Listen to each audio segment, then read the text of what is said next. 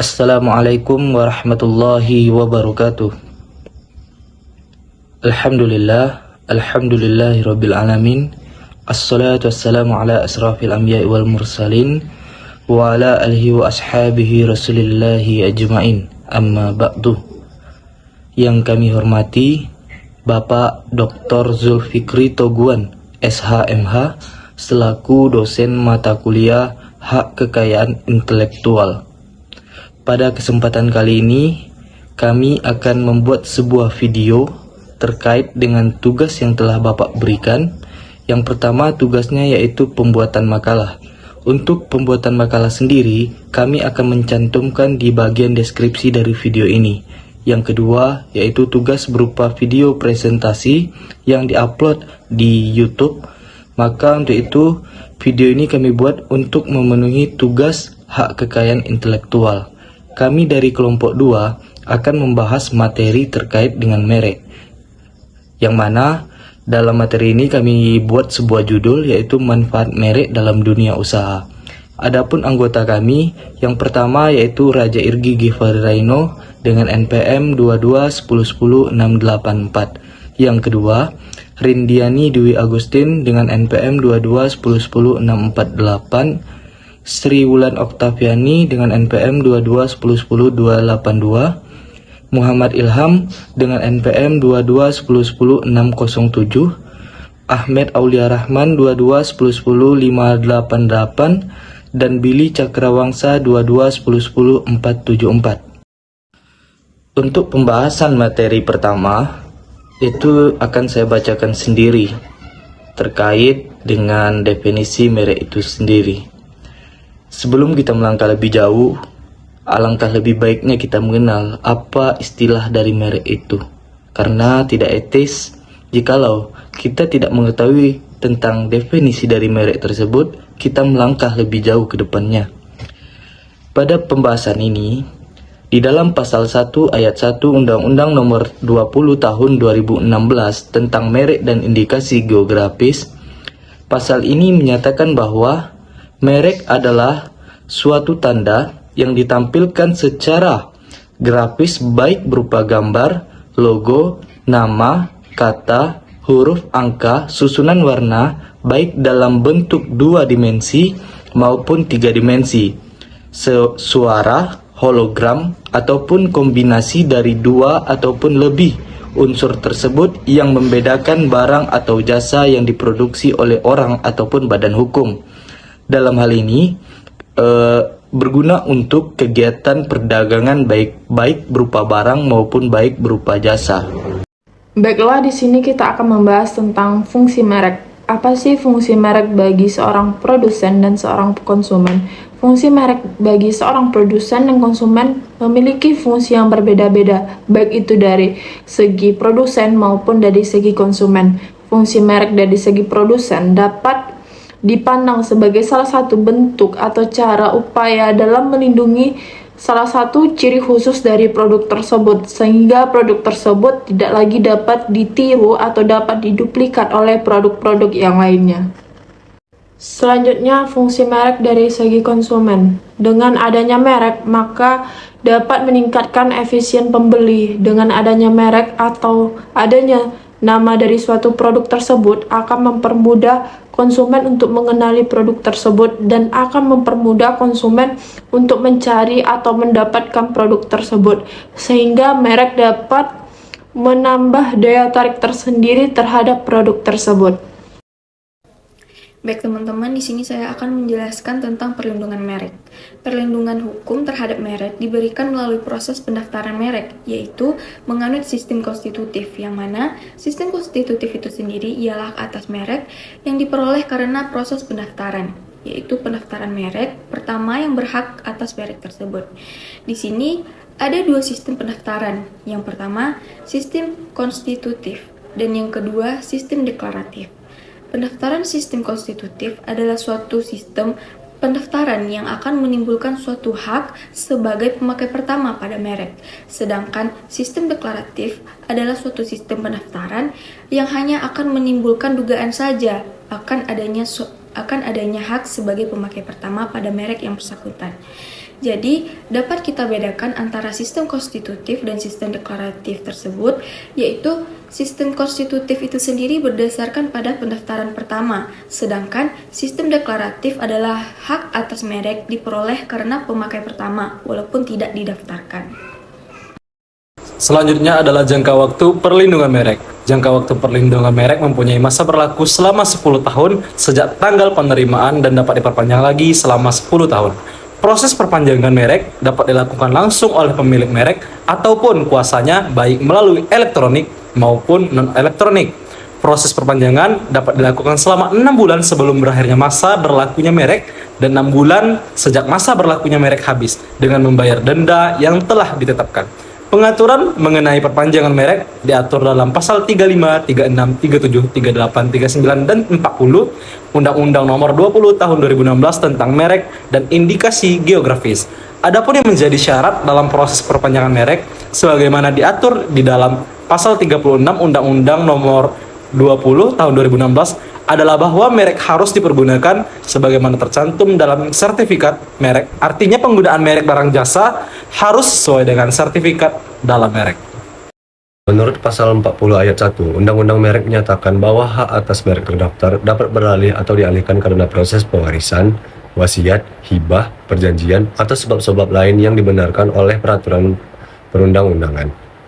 15 pengalihan hak atas merek wajib dimohonkan pencatatannya kepada Direktorat Jenderal dengan disertai dokumen yang mendukungnya. Seperti misalnya sertifikat merek. Pengalihan hak merek terdaftar yang tidak dicatatkan dalam daftar umum, merek tidak akan mempunyai akibat hukum pada pihak ketiga. Menurut pasal 1, angka 13, Undang-Undang Merek, lisensi adalah izin yang diberikan oleh pemilik merek terdaftar kepada pihak lain melalui suatu perjanjian berdasarkan pada pemberian hak atau bukan pengalihan hak untuk menggunakan merek tersebut, baik untuk seluruh atau sebagian jenis barang dan atau jasa yang didaftarkan dalam jangka waktu dan syarat tertentu. Lisensi yang dianut dalam Undang-Undang Merek adalah lisensi non-eksklusif. Hal tersebut dapat diketahui dari ketentuan pasal 44 yang menyatakan bahwa lisensi kepada pihak lain tetap dapat menggunakan sendiri atau memberikan lisensi kepada pihak ketiga untuk menggunakan merek tersebut, kecuali bila diperjanjikan lain. Baiklah, saya akan menjelaskan manfaat merek dalam dunia usaha, yaitu pertama, memberikan jaminan kepada konsumen untuk membedakan satu produk dengan produk lainnya. Yang kedua, membuat perusahaan dapat membedakan produk-produk yang mereka miliki. Dan yang ketiga, merupakan alat pemasaran dan dasar untuk membangun citra dan reputasi. Yang keempat, dapat sehingga dilisensikan atau waralaba menjadi sumber penghasilan langsung berupa royalti. Yang kelima, merupakan bagian penting dalam persetujuan waralaba, dapat menjadi aset bisnis yang sangat berharga. Dan yang keenam, mendorong perusahaan untuk berinvestasi dalam memelihara atau menjaga atau meningkatkan kualitas produk. Yang ketujuh, merupakan hal yang sangat bermanfaat untuk menambah pendapatan, mengingat peran dari merek dan peran yang dimiliki oleh sebuah merek dalam menentukan suksesnya sebuah produk di pasar. Maka perlu dipastikan bahwa merek tersebut sudah terdaftar guna mendapat perlindungan dalam pasar yang bersangkutan. Di sini kami juga akan memaparkan sebuah sengketa merek yang mana itu terjadi antara perusahaan gudang garam dan perusahaan gudang baru. Perusahaan gudang garam ini dan perusahaan gudang baru telah lama bersengketa mengenai pencimplakan ataupun peniruan terhadap pengemasan merek rokok. Pada tahun 2012, gugatan pertama itu diluncurkan oleh perusahaan gudang garam kepada perusahaan gudang baru. Itu berlangsung secara bertahun-tahun, sampai-sampai pada akhirnya pada tahun 2015 dikeluarkanlah sebuah putusan oleh Mahkamah Agung dengan nomor putusan 104 PK garing pidana khusus garing 2015 dan juga putusan Mahkamah Agung dengan nomor putusan 119 PK garing Perdata Khusus HKI garing 2017 yang dimenangkan oleh perusahaan gudang garam, yang mana pemilik perusahaan gudang baru harus menerima kekalahannya dengan dihukum penjara selama 10 bulan serta harus menebus denda sebanyak 50 juta rupiah. Adapun penyelesaian dalam sengketa ini, secara singkat kami ceritakan sebuah kronologinya, yang mana terdapat persamaan antara merek gudang baru dan gudang garam, yang mana persamaan tersebut mulai dari bentuk, komposisi huruf, komposisi warna, ejaan, gaya penulisan hingga cara meletakkan gambar ataupun lukisan. Karena persamaan atau kemiripan tersebut itu dapat menyesatkan konsumen sehingga dapat merugikan perusahaan gudang garam itu sendiri. Berdasarkan pasal 21 ayat 1 Undang-Undang Nomor 20 Tahun 2016 yang menyatakan bahwa yang dimaksud dengan persamaan pada pokoknya adalah kemiripan yang disebabkan oleh adanya unsur yang dominan antara merek yang satu dengan merek yang lain sehingga menimbul kesan adanya persamaan, baik mengenai bentuk, cara penempatan, cara penulisan, ataupun kombinasi antara unsur maupun persamaan dalam bunyi ucapan yang terdapat dalam merek tersebut. Oleh karena itu, dapat disimpulkan bahwa PT Gudang Baru telah melanggar pasal tersebut karena pada sengketa antara perusahaan gudang garam dan perusahaan gudang baru ini, penggugat mengajukan gugatan ke pengadilan niaga, maka putusannya dengan pembatalan pendaftaran atas merek gudang baru serta penolakan atas pendaftaran merek gudang baru di kemudian hari yang memiliki persamaan dengan perusahaan gudang garam. Hal tersebut sesuai dengan pasal 76 Undang-Undang Nomor 20 Tahun 2016. Selain itu, sengketa antara perusahaan gudang garam dan gudang baru ini juga dapat ditinjau dalam aspek hukum pidana. Berdasarkan pasal 100 ayat 1 dan 2 Undang-Undang Nomor 20 Tahun 2016 yang menyatakan bahwa pertama, setiap orang yang tanpa hak menggunakan merek yang sama pada keseluruhannya dengan merek terdaftar milik pihak lain untuk barang dan ataupun jasa sejenis yang diproduksi dan atau diperdagangkan dipidana dengan pidana penjara paling lama 5 tahun dan atau pidana denda paling banyak sebesar 2 miliar. Kedua, setiap orang yang dengan tanpa hak menggunakan merek yang mempunyai persamaan pada pokoknya dengan merek terdaftar pihak lain untuk barang dan jasa sejenis yang diproduksi ataupun diperdagangkan dipidana dengan penjara paling lama yaitu 4 tahun dan denda paling banyak 2 miliar. Selanjutnya, apabila barang atau produk ini diperjualbelikan, maka dapat dijerat dengan pasal 102 Undang-Undang Nomor 20 Tahun 2016. Jadi dapat kami simpulkan bahwa merek itu berupa tanda pengenal yang mana bertujuan untuk membedakan sebuah merek antara pihak yang satu dan pihak yang lain.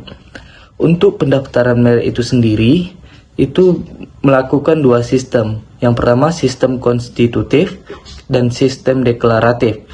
Adapun jangka berlakunya perlindungan merek itu selama 10 tahun sejak tanggal penerimaan dan dapat diperpanjang lagi selama 10 tahun. Perlindungan merek ini dapat dipindah alihkan. Yang pertama yang dilakukan dengan cara hibah, yang kedua dijual, yang ketiga diwariskan. Terhadap sengketa merek, itu dapat diselesaikan yang pertama melalui gugatan perdata yang diajukan kepada pengadilan niaga dan juga dapat dilakukan melalui jalur hukum pidana di pengadilan negeri dan juga dapat melalui jalur arbitrase atau alternatif penyelesaian sengketa. Baik, mungkin demikian hasil dari video presentasi dari kelompok 2 mengenai judul merek dalam dunia usaha. Kami dari kelompok 2 mohon undur diri. Wabillahi taufiq wal hidayah. Wassalamualaikum warahmatullahi wabarakatuh.